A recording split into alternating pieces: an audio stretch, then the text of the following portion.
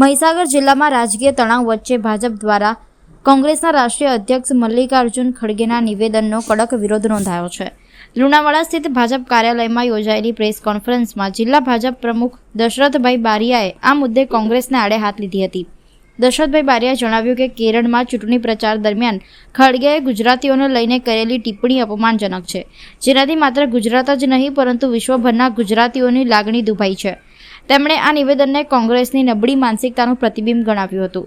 તેમણે વધુમાં ઉમેર્યું કે ગુજરાતે મહાત્મા ગાંધી અને સરદાર વલ્લભભાઈ પટેલ જેવા મહાન નેતાઓ દેશને આપ્યા છે, જેમણે વિશ્વમાં ભારતનું નામ ઊંચું કર્યું છે।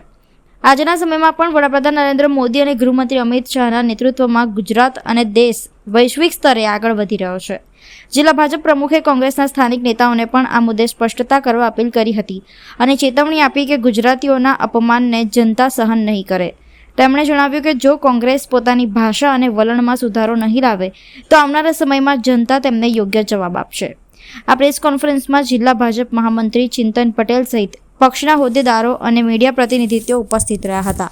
કોંગ્રેસના રાષ્ટ્રીય અધ્યક્ષ મલ્લિકાર્જુન ખડગેજીએ કેરળમાં ચૂંટણી પ્રચાર દરમિયાન ગુજરાતીઓને અભણ કહ્યા અને મૂર્ખ કહ્યા એ માત્ર અને માત્ર દેશમાં વસતા અથવા તો ગુજરાતમાં વસતા ગુજરાતીઓ માટે નહીં પણ દેશ પ્રદેશમાં અને ગુજરાતમાં 6.5 કરોડ જેટલા ગુજરાતીઓ છે।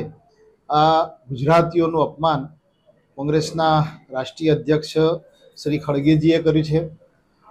અપમાન તો કર્યું પરંતુ ગુજરાતની ઉપલબ્ધિઓ જે છે એ કોંગ્રેસના જે પદાધિકારીઓ છે અથવા તો તેમના રાષ્ટ્રીય અધ્યક્ષ છે એમને ધ્યાનમાં નથી। આપણા દેશના મહાન નેતાઓ જે થઈ ગયા તે રાષ્ટ્રપિતા મહાત્મા ગાંધીજી, સરદાર વલ્લભભાઈ પટેલ આ ગુજરાતના જ નેતાઓ હતા।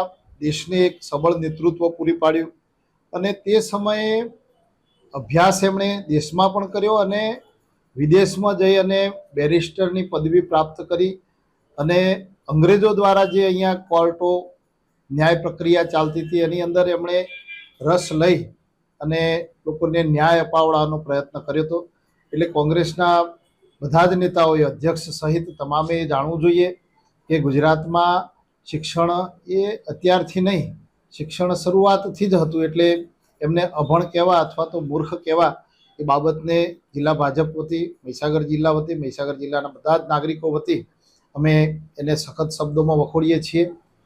સરદાર સાહેબ અને ગાંધીજી, મહાત્મા ગાંધીજી બાદ આજે દેશના નેતૃત્વમાં નરેન્દ્રભાઈ મોદી સાહેબ અને અમિતભાઈ શાહ સાહેબ આ બંનેની જે જોડી છે એણે પણ આખા વિશ્વની અંદર ગુજરાતીઓની એક અલગ ઓળખ ઊભી કરી છે અને પરિણામ સ્વરૂપે દેશ અને દુનિયામાં ગુજરાતનું નામ જે છે એ ગુંજતું કરવાનું કામ, આ દેશનું પણ નામ ગુંજતું કરવાનું કામ ગુજરાતીઓ જ કર્યું છે। ત્યારે ગુજરાતીઓનું અપમાન કોઈ કાળે સહન કરી ના શકાય। કોંગ્રેસના લોકોને ઈશ્વર સદબુદ્ધિ આપે, આવનાર સમયમાં ભવિષ્યમાં પણ આ પ્રકારના નિવેદનો ન કરે એવી જિલ્લા ભાજપ વતી એમને હું વિનંતી પણ કરીશું અને સાથે સાથે એમને અમે ચેતવણી પણ આપીએ છીએ કે આવનાર સમયમાં આ પ્રકારના શબ્દોનું ઉચ્ચારણ ન કરવામાં આવે। આજે દુનિયા જાણે છે કે દેશના વડાપ્રધાન શ્રી નરેન્દ્રભાઈ મોદી સાહેબ વારંવાર કહે છે કે વર્તમાન સમય જે છે એ વર્તમાન સમય ગૌરવ લેવા જેવો છે, એકતા સાથે આગળ વધવા માટેનો છે અને એવા સમયમાં બધા જ દેશના વિભિન્ન રાજ્યના તમામ નાગરિકોને પણ વારંવાર કહે છે કે આ સમય એકતાનો છે। ત્યારે સૌએ એક થઈ એકતાના કામ કરી અને દેશને આગળ વધારવો જોઈએ અને ગૌરવવંતા કામો ગુજરાતીઓએ જ્યારે દેશ માટે કર્યા છે ત્યારે દેશના ગૌરવવંતા ગુજરાતીઓ માટે પણ ગૌરવ લેવા માટે એમણે આહવાન કર્યું છે। ત્યારે સૌએ કોંગ્રેસના લોકોએ એમની આ હલકી જે માનસિકતા છે એ હલકી માનસિકતા, નબળી માનસિકતાને છોડી અને વારંવાર જે ગુજરાતીઓનું અપમાન કરે છે એને એમણે આ શબ્દ પ્રયોગ એમણે ન કરવો જોઈએ।